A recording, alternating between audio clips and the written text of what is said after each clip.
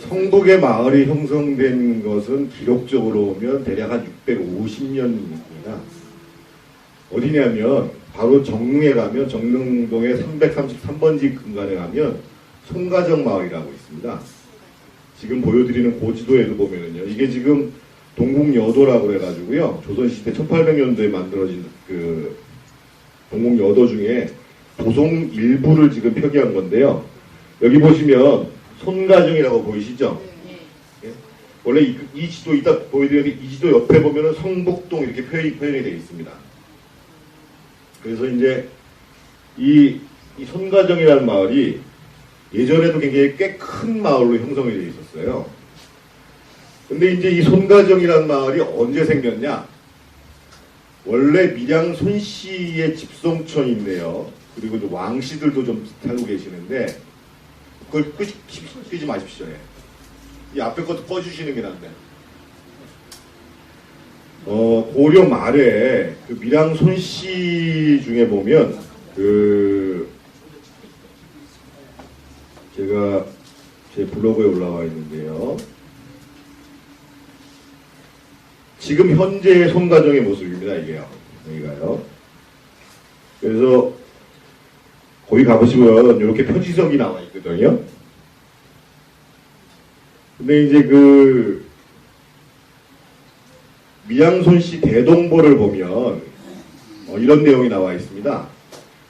고려 말에 이분들이 그 군이라는, 의창군이라는 호칭을 받을 정도로 공신이었어요. 그런데 그 다음 왕 때, 그 다른 왕을 올리려고 하는 반란음모에 가담했다라는 혐의를 받아가지고 그 밀양손씨들이 귀양을 갑니다. 그래서 개경에서 상당수는 저기 흥남지방이나 평남으로 가요. 그래서 사실은 밀양손씨들의 대부분은 북한 지역에 삽니다. 근데 그 사람들 중에 일부가 어디로 귀향을 오냐? 바로 정릉으로 귀향을 오는 겁니다.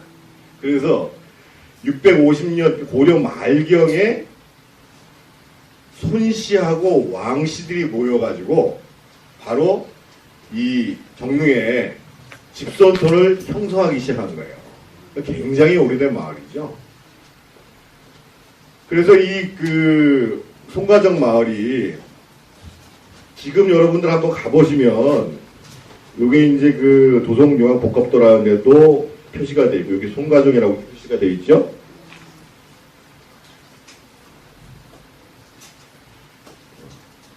여기 보시면 여기 손가정이라고 이렇게 표시되는 거 보이시죠?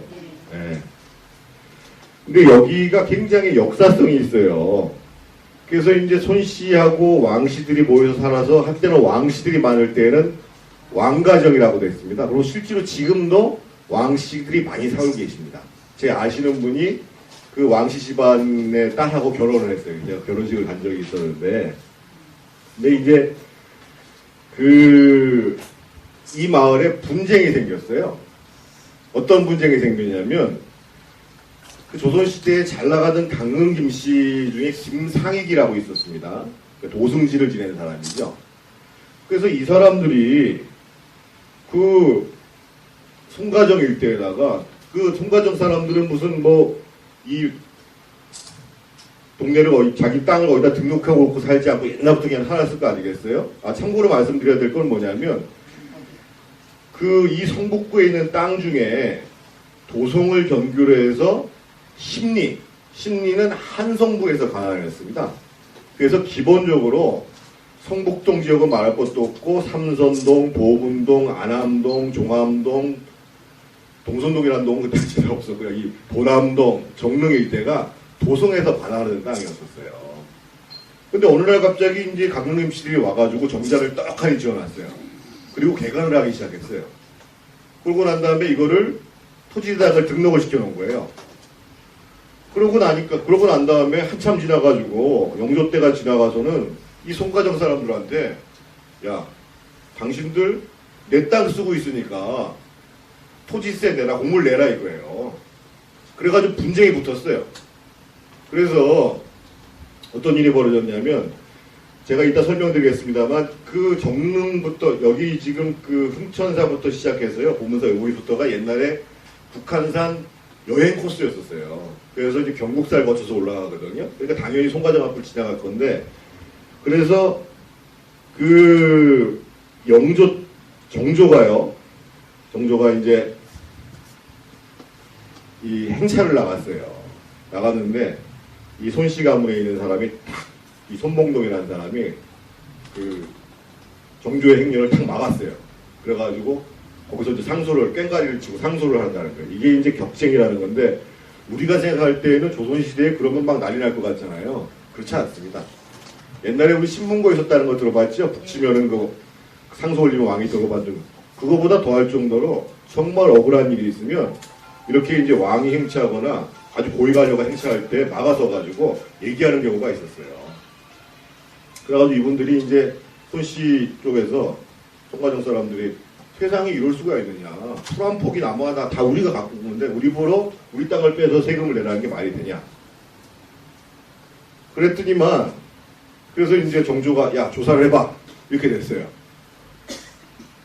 그러고 나니까 이쪽 이 강릉김 씨 집안에서도 아 우리가 정자 짓고 개간했다.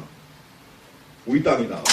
그런데 지금은 하도 우리가 개간한 땅까지 막 침범을 해가지고 우리로서는 소위 공몰세를 징수 안 할 수가 없다 이렇게 나온 거예요. 근데 어떻게 판결이 나왔을 것 같아요? 여러분들 정조가 가끔 드라마에도 많이 나오지만 정말 영민한 그런 왕입니다. 조선시대. 손에 꼽히는 왕이에요. 수원에 지금 정말 아름다운 화성을 만든 사람도 정조고 다시 이제 조선 후기에 왕권을 부활시키려고 했던 사람들인데 왕이 이 한성부하고 이제 정조가 판결을 했어요. 어떻게 판결을 했냐면 여기 보세요. 비록 장도 송덕범은 구간의 행차를 가로막은 죄로 장도 송덕범이 처벌을 받겠지만 송가정 사람들은 김계연에게 냈던 강릉김 씨에게 냈던 토지 사용료를 돌려받았고 앞으로도 경작할 수 있는 토지에 대한 권리를 계속 유지할 수 있는 판결이 나온 거죠. 그 뒤에 쭉 요거를 승정원 일기의 판결문을 그대로 있는 거예요. 근데 또 어떤 일이 있었냐면 이거를 빨리 집행을 했어야 되는데 시간을 질질 끈 거예요. 그러다가 이제 화가 나가지고 그 모자가 자살하는 사건이 발생한 거예요. 그래서 그거를 정조가 알게 됐어요. 그래서 아주 호통을 친 거죠. 이렇게 판결이 이미 났는데 이걸 집행을 안 해가지고 관료들이 게을러가지고 집행을 안 해가지고 모자가 자살하는 일이 생기냐. 앞으로 이런 일이 들어오면 중죄로 다스리겠다 하는 사건이 바로 그 정릉 송가정에서 벌어졌던 일이에요. 이게 지금 요거 바로 옆에 표지석이 있어요. 송가정터라는. 그리고 정자나무, 느티나무가 크게 두 개 있고 이 맞은편에도 보면 이렇게 얼마 조금 송가정에서 청수장 쪽으로 올라가다 보면 이 골목이 이렇게 돼 있는데요. 이렇게 큰 소나무가 있어요. 안 가보셨죠? 이게 지금 그 앞에 있는 정릉천이에요. 이게 만약에 이걸 톱니벽이라고 그러는데 일제시대부터 만들어진 건데요. 이게 없었으면 이 천이 얼마나 예뻤겠어요? 우리 정릉천이 그런 겁니다. 그리고 거기만 바로 송가정터 맞은편에 있는 느티나무입니다. 그러니까 개천이 흘렀고 그 전체의 마을을 이렇게 형성하고 있었던 거죠. 그리고 조금 더 내려오면 시장, 정릉 삼동시장 쪽으로 내려오면 또 이런 느티나무가 있어요. 여기 달팽이 카페라고 옛날에는 오리집이었는데 지금 카페로 바뀌었는데요. 요즘도 거기 가면 애들 물놀이 하고 그럽니다. 그러니까 우리 지금 성북에 그런 오래된 마을이 있었어요. 근데 우리는 그 마을을 몰라요, 잘. 그 마을이 얼마나 소중한 마을인지를. 그냥 개천가에 구석방에 그냥 처박혀 있는 거죠. 그러니까 앞으로 동네에서요, 왕씨성을 가진 사람하고 손씨성을 가진 사람 만나잖아요? 그러면 대선배로 모셔야 돼요. 그러니까 이 성북의 완전 원토백인 겁니다. 완전 원토백이. 그 600년 그 서울 토백이 누구냐 하고 나올 때에도 대표적으로 거론되는 게 정릉의 왕씨하고 손씨들입니다. 이 사람들이 나중에 뭐를 했냐? 우리 지금 성북 보면은 거기가 다 이제 그 모래 내지는 그 암석으로 된 땅이어가지고 농사 짓기가 굉장히 어렵습니다. 그래서 밭농사뿐이 안 돼요. 벼농사는 안 되는 데인데 그래서 먹고 살기가 굉장히 어려웠어요. 어려웠는데 이 송가정 사람들이 또 한 일 중에 하나가 뭐냐면 돌을 깨가지고 먹고 살았어요. 왕실에서 당신들은 돌을 만드는 일을 해라. 그래서 실제로 보면 지금 경북사 그 다리 말고 좀 밑에 있는 다리에 있는 옛 돌다리, 그 돌다리가 이게 일제시대 때 증축된 건데 이원호 씨라는 사람이 이제 뭐 천도제 비슷하게 저런 시주한 돌을 가지고 그 당시에 이 손씨 집안 사람들이 만드는 돌을 가지고 돌다리를 만들었어요. 그런데 더 중요한 사실은 뭐냐면 이건 여러분들 다 보시다시피 한양 도성이잖아요. 한양 도성이 2011년에 유네스코 문화유산 예비 등록되어 있는 상태입니다. 여기 보시면 아시겠습니다만 돌이 다르죠? 아래하고 위하고요. 세 군에 걸쳐서 나눠져 있습니다. 초기에 도성한 데가 한 여기쯤 되는 지역이고요. 중기에, 그보다 나중에 저희가 이제 한 건데 이 돌이, 이 반듯반듯한 돌이 어떻게 생겼겠어요? 바로 이 성북 지역에 있는 돌을 가지고 이 축성에 필요한 돌들을 마련해 둔 겁니다. 그 일을 송가정 사람들이 하는 거예요.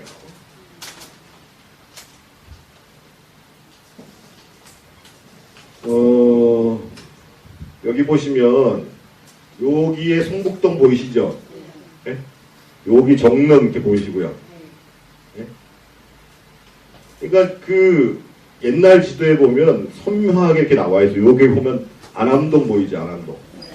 네? 그러니까 이전부터 이제 마을이 있었다는 걸 보여주는 거예요. 그래서 이거는 1861년도에 이제 김종호가 그린 지도를 목간폰으로 만들어 놓은 건데, 아까 제가 송가정이 유명한 유람코스라고 말씀드렸잖아요. 그래서 예전에 조선시대, 제가 시간이 있으면은 조선시대에 보면은 그 정릉에 와가지고 유람하면서 쓴 시가 굉장히 많아요. 그걸 고전 번역을 해서 번역해 놓은 게 있는데요. 옛날에 이랬습니다. 그래서 보문사에서 출발해서. 이따 설명드리겠습니다. 보문사 옆에 미터사라고 있는데요. 이거는 한 950년경, 우리나라, 제가 이따 설명을 드릴게요. 굉장히 우리 성북에서 가장 오래된 문화재인데, 이 보문사에서 출발해서 해화문을 거쳐서 흥천사, 봉국사, 경국사, 이 봉국사, 흥천사, 이게 다 조선 초기에 태조 4년, 5년 때 만들어진 절들입니다. 를 거쳐가지고 경국사를 거쳐갔다는 건 뭐냐면 그 전에 송가정에 있는 내를 거쳐갔다는 거예요. 그래서 보시면 우리 지금 그 청수장 올라가면 그 주차장에 있는 왼편으로 올라가면 둘레길 올라가는 길 있죠. 그 길을 지나서 화기사로 가는 겁니다. 화기사로 가서 대군대를 거쳐가지고 대동문, 문삼, 대성문, 세검정, 창허문을 하면 2박 3일 코스로 도성 밖을 관광하는 거예요. 조선시대에도요. 그러니까 성북부가 예전부터 유명한 관광 코스였어요. 도성 내에서. 처음 들으셨죠? 우리 맨날 같이 성북에 살면서도 성북이 얼마나 아름다운 데인지를 이제 아셨죠? 근데 또 한 가지 이제 송가정에서 제가 이제 성북동으로 넘어오겠습니다. 이게 이제 한성부에서 관할하던 소위 우리 지금으로 따지면 군사령부예요. 그 당시에 안쪽으로 훈련도감이 있었고, 그리고 바깥쪽, 우리 지금 동서문 쪽 안쪽에 어용청이 있었습니다. 그리고 그 남쪽에 금영이 있었고, 왜냐하면 그 당시에는 한성을 보호하는 것이 지금 수도 방위사령부가 하는 것처럼 굉장히 중요했어요. 그리고 이 군대에 봉사하는 사람들이 성 안에 사는 사람도 있었지만 성 밖에 많이 살았습니다. 그래서 특히 어용청에 있는 사람들이 어디 많이 살았냐? 지금 성북동에 살았어요. 성북동 어디 살았을까요? 여기가 어디죠? 북정마을이죠. 북정마을 아시는 분? 다 모르시네. 아까 처음에 성곽 보여준 데 있죠? 그 바로 밑에 사진입니다. 밑에 사진에 보면 북정마을이라고 있습니다. 우물이 큰 우물이 있다고 해서 북정마을인데 이 북정마을의 예로부터 여기 부자들이 사는 거는 60년대 이후에 사는 거고 예로부터 송가정보다는 아니지만 조선시대에 마을을 형성하고 살았어요. 주로 어떤 사람들? 어영청에 있는 군속들이 살았어요. 근데 이 사람들이 먹고 살아야 되잖아요. 그래서 왕실에서 어떻게 했냐면 왕실에서 사용하는 매주는 모두 북청 마을에서 공급하도록 독점을 한 겁니다. 무슨 얘기냐면 매주 마을이에요, 매주 마을. 그러니까 조선시대에 큰 매주 산업이 있었던 데가 북청 마을이에요. 그리고 그 성곽 요 앞에 쭉 내려오다 보면 마전터라는 식당이 있는데요. 마전터 맛 굉장히 괜찮습니다. 한번 가실 때 한번 들려보시기 바랍니다. 그 아들이 제 한 해 후배거든요. 사장님 아들이 김창민이라고. 근데 이 거기 가면 마전터라 그래요. 그래서 사람들이 마전 그러니까 무슨 말 키우던 밭이냐? 그게 아니고요. 마전의 뜻은 뭐냐면 표백입니다. 표백. 왕실에서 사용하는 광목들을 이 햇빛에다 물에 키운 다음 햇빛에다가 땡땡대 교는 햇빛에 내려가지고 표백해서 납품하는 것. 이게 마전입니다. 우리나라 말입니다. 마전이란 말이에요. 그래서 이 북정마을은 조선시대부터 마전과 매주를 독점한대요. 그러니까 서울 내에서도 참 오래전에 이 산업기지를 갖고 있었던 데가 우리 성북구예요. 성북동이에요. 그리고 제가 우리 저기 뒤에 계신 우리 송대식 의원한테 한번 부탁을 했는데 그 유명한 대하소설 한강이라는 대하소설이 있습니다. 태백산맥도 쓰고 아리랑도 쓰시고 해방 이후에 50년대 후반부터 쭉 스토리가 나오는 한강이라는 10권짜리 대하소설이 있거든요. 그 대하소설의 배경이 되는 땅이 바로 성북동 북정마을이에요. 그래서 그 우물에서 우물 길다가 자빠지고 막 얼고 고생하고 지방에서 올라온 그 내용이 그 아리랑 그 한강에 그대로 나와 있습니다. 그래서 지금 제가 듣기로는 할머니 노인정 근처 어딘가에 있다는데 지금 그 우물터를 지금 못 찾고 있어요. 지금 제가 보기엔 그거 찾아가지고 복원해야 됩니다. 아마 지금도 제가 보기에는 잘 복원하면 물이 나올지도 모릅니다. 왜냐하면 거기가 이제 북한산 자락으로 쭉 떨어지는 곳이기 때문에. 그리고 이제 성북동 하면 아까 제가 그 돌 깨는 거하고 나오는 게 성북동 하면 우리가 딱 기억나는 게 뭐냐? 김광석 시인의 성북동 비둘기. 유명하시죠? 성북동 산에 번지가 새로 생기면서 본래 살던 성북동 비둘기만이 번지가 없어졌다. 새벽부터 돌 깨는 산울림에 떨다가 가슴에 금이 갔다. 그래도 성북동 비둘기는 하나님의 광장 같은 새파란 아침 하늘에 성북동 주민들에게 축복의 메시지나 전하듯 성북동 하늘을 한 바퀴 휘 돈다. 성북동 메마른 골짜기에는 조용히 앉아 콩알 하나 찍어 먹을 널찍한 마당은커녕 가는 데마다 채석장 포송이 메아리쳐서 피난하듯 지붕에 올라앉아 아침 구공탄 굴뚝언기에서 향수를 느끼다가 산일번지 채석장에 도로가서 금방 따낸 돈 올기에 입을 닦는다. 예전에는 사람을 성자처럼 보고 사람 가까이 사람과 같이 사랑하고 사람과 같이 평화를 즐기던 사랑과 평화의 새 비둘기는 이제 산도 잃고 사람도 잃고 사랑과 평화의 사상까지 낳지 못하는 쫓기는 새가 되었다. 그래서 그 이후에 이제 마구 난개발이 되면서 이 성북동의 모습이 잃어가는 과정들을 보여주는 여기 보면 재밌죠? 돌 깨는 산울림. 그러니까 이전에 이 돌을 만들었다라는 것. 굳이 사실은 콩알 하나를 쓸 필요가 없는데 그러니까 이 김광석 시인은 알고 있었던 거예요. 성북동의 유래를. 그래서 이제 성북동에서 넘어와서 성북동에는 굉장히 소개할 게 많습니다. 다음에 기회가 닿으면 정말 지금 이제 제가 이따 설명을 드리겠습니다만 간송미술관부터 시작해서 시무장 굉장히 많은 문화재가 있습니다. 그래서 정말 관심을 갖고 볼 필요.